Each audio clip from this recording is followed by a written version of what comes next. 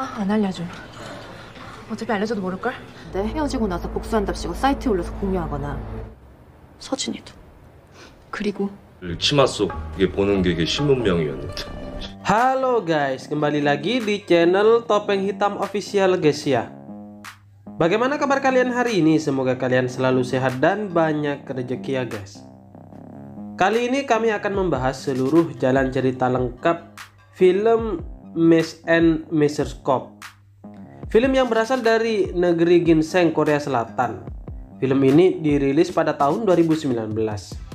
Mari langsung aja kita simak alur ceritanya berikut ini guys ya.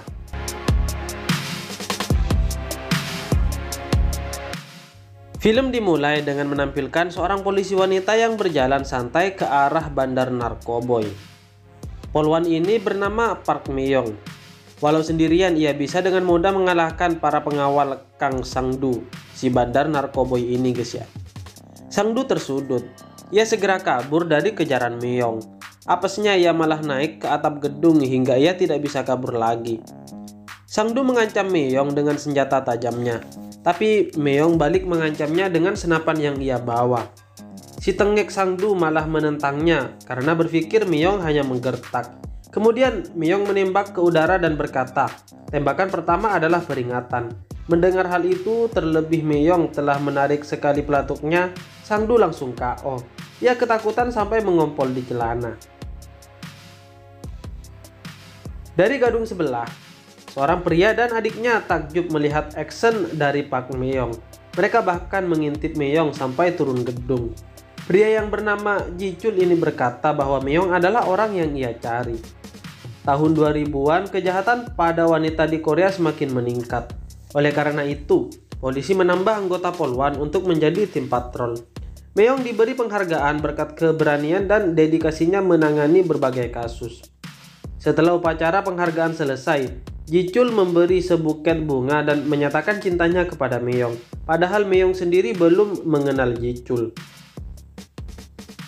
Singkat cerita, beberapa tahun kemudian Mi-young kini dipindahkan ke bagian pengaduan karena telah memiliki anak dan menikah. Semua bawahan kini sedang berusaha mengambil hati ketua karena sebentar lagi akan ada kenaikan pangkat. Yang Jang-mi yang merupakan rekan semeja Mi-young menggosipkan rekan sekantor mereka yang bernama Sok-hee. Di tempat lain, seorang polwan bernama Jo Ji-hye sedang melakukan penyamaran sebagai seorang pramugari. Kini sedang marak kasus pelecehan pada wanita dengan menodai stalking mereka dengan tinta pena. Ji-hye dibantu oleh rekan setimnya yang ikut mengawasi dari tempat lain. Saat sedang mengawasi, ia menyadari kalau stalkingnya ternodai oleh tinta dari orang di belakangnya.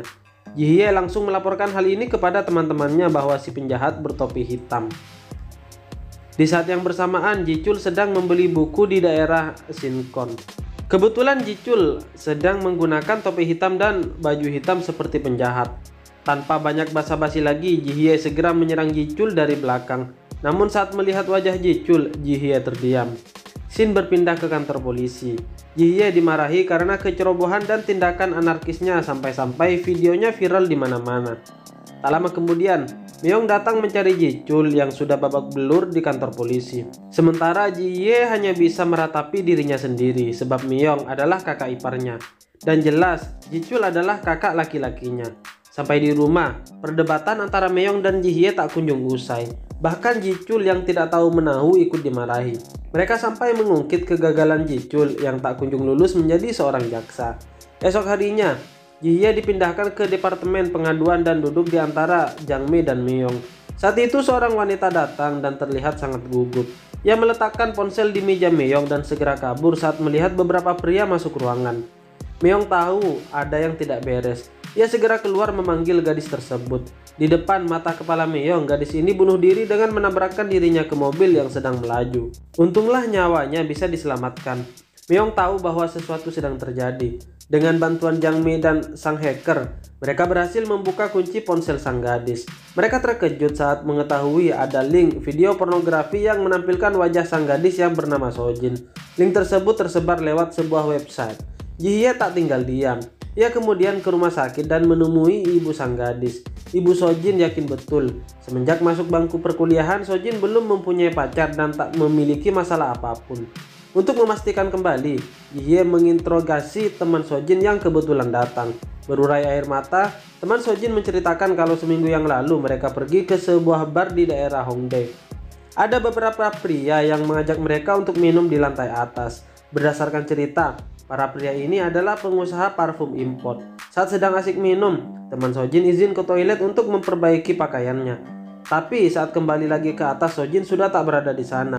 Dan seminggu kemudian ia mengetahui bahwa video Sojin telah viral di jagat maya. Di kantor pengaduan, Myung bersama Jang Mi menyelidiki lebih lanjut tentang situs web porno ini. Mereka mengetahui bahwa IP pendiri situs yang penyebar video lain sama.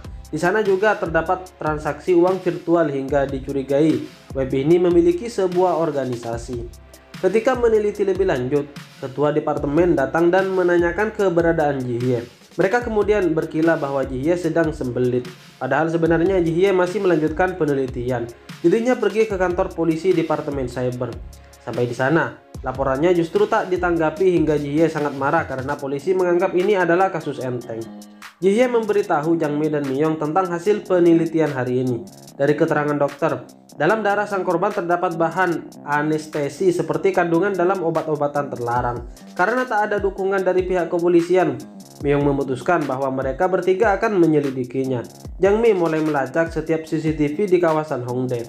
Mereka mendapat rekaman bahwa Jang Mi dibawa oleh dua orang pria menuju sebuah mobil.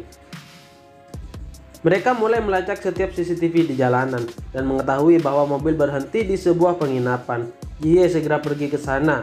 Dari pemilik penginapan dia tahu bahwa kasus pengintipan pada perempuan sangat mudah terjadi belakangan ini. Banyak kamera canggih yang terselip, mulai dari pena sampai kancing baju. Lucunya nih, semua barang yang disebutkan oleh pemilik penginapan berjatuhan dari kantong seorang tamu. Spontan Ji Hye mengejarnya. Dengan bantuan Jang Mi, ia dapat mengetahui arah si penjahat kabur melalui CCTV. Walau begitu, Ji Hye kurang cepat karena si penjahat menaiki otopet. Di sanalah Myung muncul bak pahlawan mengendarai hoverboard dan segera meringkus penjahat. Betapa terkejutnya Myung saat mengetahui bahwa si tersangka adalah Sang-du. Taubat jadi penjahat narkoboy, kini dia malah alih profesi sebagai pengintip ulung. Myung memaksa Sang-du untuk memberitahu tentang apapun yang berkaitan dengan pelecehan perempuan. Sang-du memberitahu bahwa kini ada parfum yang apabila disemprotkan maka orang yang menghirupnya bisa tak sadarkan diri, bahkan sampai lumpuh sesaat. Mereka segera menuju tempat penjual parfum ajaib di sebuah toko tato di belakang Masjid Taiwan. Agar profesi mereka tidak diketahui, mereka pun membeli sepasang baju Hawaii di dekat Masjid Taiwan. Memasuki toko tato, sang pemilik tidak mengetahui maksud parfum ajaib yang dikatakan Ji Hye dan Myung.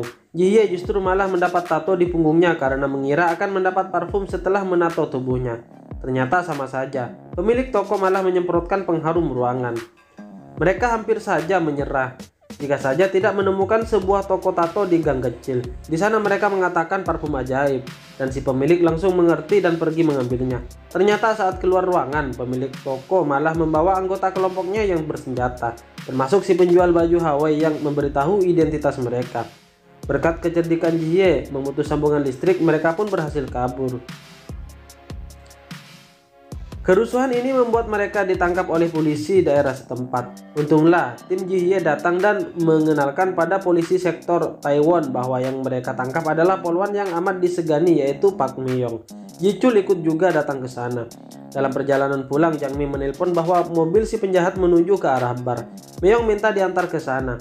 Tapi setelah sampai, tak satupun tim Ji Hye yang mau ikut membantu mereka karena menganggap ini adalah masalah sepele atas dasar mau sama mau. Ji Hye sangat marah, tapi beruntunglah Myung selalu siap membantunya. Mereka pun menuju sebuah bar. Ji Hye memoles sedikit penampilannya untuk menampilkan kesan perempuan seksi saat melewati penjagaan.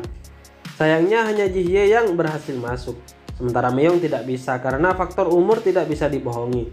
Di dalam bar, Ji Hye ditawari untuk menuju lantai atas. Ia melihat ada 4 pria di sana sesuai ciri-ciri yang diceritakan teman Sojin. Ketika tengah asik menceritakan sejumlah like di website porno mereka, salah satu dari 4 pria mendapat telepon.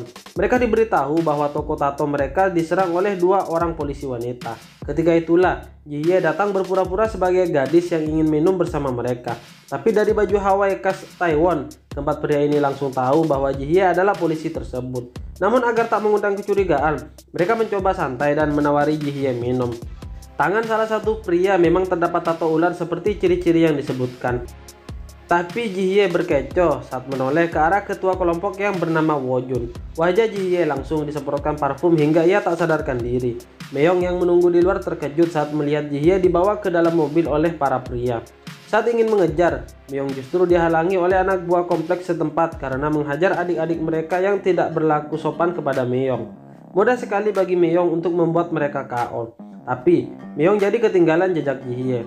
Ji-chul yang kebetulan melihat adiknya dibawa naik mobil segera menghampiri Myeong dan menyuruhnya naik motor yang tadi ia rampas. Di markas Wojun, Ji-hye sudah sadarkan diri, namun badannya seperti lumpuh akibat pengaruh parfum. Wojun berencana menjadikan Ji-hye kelinci percobaan parfum baru mereka, yang saat ini sedang diracik oleh Philip temannya. Setelah itu barulah mereka membunuh Ji-hye. Ji-hye hampir saja mati, jika saja Myeong tidak datang tepat waktu. Tapi saat menyerang Wojun, nampaknya pria ini sangat ahli dalam bela diri. Myeong sampai babak belur dibuatnya. Saat ingin membunuh Myeong yang sudah tidak berdaya, Philip mencegah karena harus segera kabur, sebab polisi sebentar lagi pasti akan datang. Myeong tersadar. Ia mendapati dirinya, Ji-hye dan Ji-chul sudah terikat dalam ruangan yang sebentar lagi hangus terbakar. Dalam waktu yang mepet, mereka berhasil kabur dengan cara menggesekkan tali pada tiang pengikat. Ternyata perjuangan mereka semalaman tak dihargai. Sampai di kantor, Ji-hye dan Myeong justru mendapat surat pemecatan. Saat Ji-hye dipecat karena membela hak perempuan, rekan setimnya justru senang karena mendapat prestasi bulan ini. Ji-hye sangat muak. Ia kemudian melempar borgol ke arah TV yang sedang memberitahu kasus pelecehan hingga rusak. Ji-hye meluapkan semua unek-unek kekecewaannya. Ia berkata sangat malu melihat polisi seperti mereka, yang lebih mementingkan prestasi daripada melindungi harga diri. Karena sudah dipecat sebagai polisi, Ji-hye mengambil pistol dari laci ketua timnya. Ia menanyakan siapa dan di mana para bajingan kelamin itu sekarang berada. Saat itulah, kapten tim yang sedari tadi berpura-pura tidur bangkit dan memuji pendirian Ji-hye. Penyelidikan akan dilanjutkan dan Ji-hye tidak jadi dipecat. Sementara di pengaduan, Myeong juga tidak jadi dipecat sebab ketua tim tahu bahwa dulu Myeong adalah tim khusus patroli sama sepertinya. Ketua juga memberitahu bahwa Jangmi adalah tim inti dari Intel Korea, hingga ia meminta Myeong untuk tidak menghentikan penyelidikan kasus ini. Di luar kantor, Ji-hye telah datang menjemputnya bersama tim patroli di belakangnya. Kali ini semua polisi wanita bergerak untuk melacak komplotan penjahat ini. Tim patroli berpencar. Saat mengetahui keberadaan masing-masing anggota kelompok Wojun, bak aksi heroik, tim patroli dengan mudah menangkap 2 orang di antara mereka. 죄를 짓고 살지 말아야지 새끼야. 똘똘이다. Sementara itu, Ji-hye dan Myeong mengejar Philip dan Wojun yang akan kabur ke Filipina untuk menyembunyikan bukti. Di persimpangan lampu merah, mereka menemukan mobil Wojun. Tanpa rasa takut, Ji-hye langsung menabraknya. Tapi kekuatan mobil Audi tak perlu diragukan. Mobil Wojun tak mengalami kerusakan serius, hingga ia memutar arah dan kabur dari kejaran Ji-hye. Aksi laga mobil mereka berhenti di sebuah gang. Philip berhasil dilumpuhkan Myeong, sementara Wojun berhasil masuk ke sebuah gedung diikuti oleh Ji-hye. Ji-hye kehilangan jejak Wojun di antara keramaian pengunjung, namun Myeong berhasil menemukan Wojun. Hingga perkelahian di antara keduanya tak terelakkan. Ji-hye yang mencoba membantu juga tak berdaya dengan kekuatan Wojun. Dirinya terpaksa mengancam Wojun yang sedang menyandra Myeong dengan senapannya. Ji-hye menembak ke udara karena ditantang Wojun persis seperti yang dialami Myeong di adegan film awal. Ji-hye juga mengucapkan kalimat ikonik tentang kemungkinan 5 peluru. Tapi ada yang berbeda. Ji-hye tidak menarik tuas senapannya, tapi melempar pistol tersebut ke arah Wojun. Lucunya, pistol tersebut malah mengenai kepala Ji-sul yang tiba-tiba muncul berlaga ingin menyelamatkan Myeong. Wojun lengah akibat ulah konyol Ji-chul. Kesempatan ini tidak disia-siakan Ji-hye untuk menendang pisau di tangan Wojun. Kemudian dengan sigap, Myeong langsung bertindak dengan membanting tubuh Wojun khas pegulat handal. Akhirnya Wojun berhasil dilumpuhkan. Di akhir cerita, Ji-hye dan Myeong mendapat penghargaan atas usaha mereka memberantas kasus video pelecehan yang marak terjadi. Semua yang menyaksikan termasuk rekan, keluarga, dan para korban ikut bahagia. Kemudian cerita ini pun tamat guys ya. Bagaimana menurut kalian? Seru kan guys ya?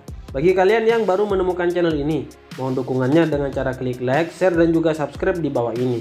Serta jangan lupa juga aktifkan tombol loncengnya, supaya kalian tahu jika ada konten terbaru dari channel ini guys ya. Oke, terima kasih guys, bye bye.